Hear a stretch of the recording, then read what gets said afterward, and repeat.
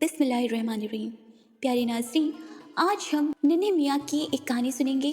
मुअज़्ज़िज़ मेहमान को खुश आमदीद। तो आइए कहानी का आगाज़ करते हैं। आज इतवार छुट्टी का दिन था। नन्हे मियाँ नमाज़ फजर पढ़कर देर तक सोते रहे। आँख खुली तो ऐसा लगा कि घर में शोर हो रहा है और बातें करने की हल्की हल्की आवाज़ें भी आ रही हैं। परेशान होकर बाहर निकले तो देखा कि अम्मी जान सोफ़ा हटाकर उसके पीछे से सफाई कर रही हैं। नन्हे मियाँ ने गौर से देखा तो और भी सामान अपनी जगह से हटा हुआ नजर आया। अब नन्हे मियाँ की समझ में आया कि जिस शोर की वजह से उनकी आंख खुली थी वो सामान इधर से उधर करने का शोर था। नन्हे मियाँ नाश्ते से फारिग होकर सीधे दादी जान के कमरे की जाने पड़े।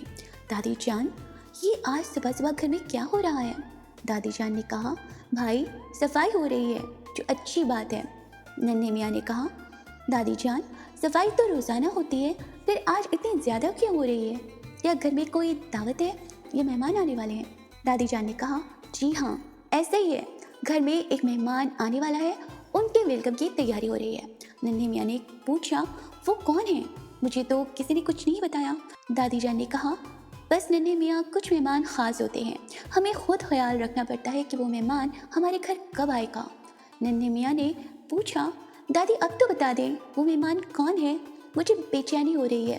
दादी जान ने कहा, प्यारे नन्हे मियाँ, वो प्यारे मेहमान रमज़ान का बाबरकत महीना है जो 2 या 3 दिन बाद हमारे पास आने वाला है। रमज़ान मुबारक का नाम सुनते ही नन्हे मियाँ खुशी से उछल पड़े और कहने लगे, आहा अब तो खूब मज़ा आएगा। सहरी और इफ्तारी के वक्त घर में कैसी रौनक लगी होगी, मज़े मज़े के खाने मिलेंगे। लेकिन दादी ये तो बताइए, रमज़ान आ रहा है तो हम अपने घर में सफाई क्यों कर रहे हैं?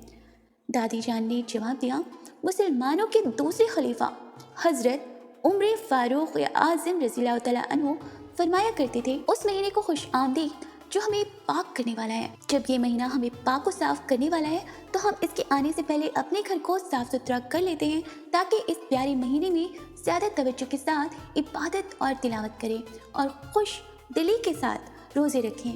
हमारे नबी करीम सल्लल्लाहु अलैहि वसल्लम ने फरमाया, रमज़ान आ गया, बरकत वाला महीना है।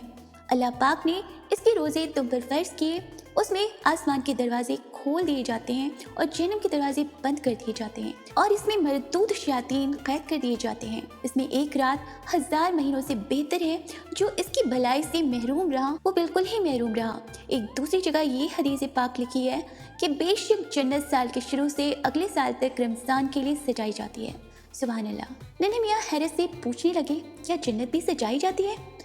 दादी जान ने जवाब दिया, जी हाँ नन्हे मियाँ, ऐसा ही है। ईद उल फित्र का चांद नजर आते ही अगले रमज़ान के लिए जन्नत की सजावट शुरू हो जाती है और साल भर तक फरिश्ते इसे सजाते रहते हैं। जन्नत खुद सजी सजाई फिर और भी ज़्यादा सजाई जाए, फिर सजाने वाले फरिश्ते हों तो कैसे सजाई जाती होगी? इसकी सजावट के बारे में तो हम सोच भी नहीं सकते। दादी की बात ख़त्म हुई तो नन्हे मियाँ कहने लगे, ये ठीक है दादी, तो फिर मैं भी अम्मी के साथ मिलकर इनकी मदद करता हूँ ताकि हम इतने प्यारे मेहमान को खूब अच्छी तरह से वेलकम करें। दादी ने प्यारे नन्हे मियाँ को सीने से लगाया और कहा, जाओ बेटा, ये तो बहुत अच्छी बात है।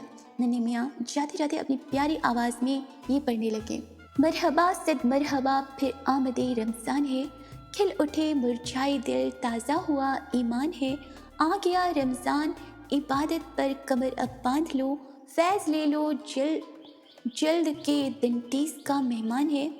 या इलाही तू मदीने में कभी रमज़ान दिखा, मुद्दतों से दिल में ये अत्तार का अरमान है।